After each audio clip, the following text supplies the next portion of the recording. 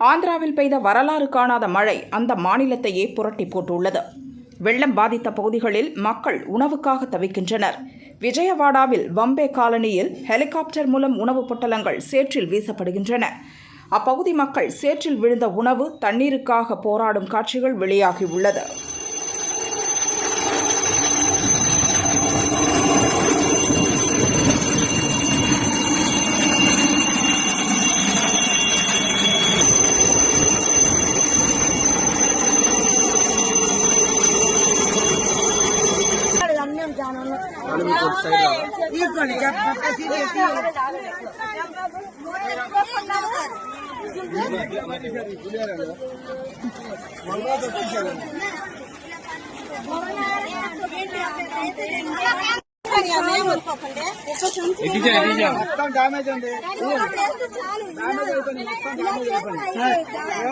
దుర్గా విజయ్ కుమారు helicopter తీసుకొచ్చి తెచ్చి అందరికి ఇవ్వడానికి కూడా కనీసం ఛాన్స్ లేకుండా బస్తాలు తీసుకెళ్లిపోతున్నారు సార్.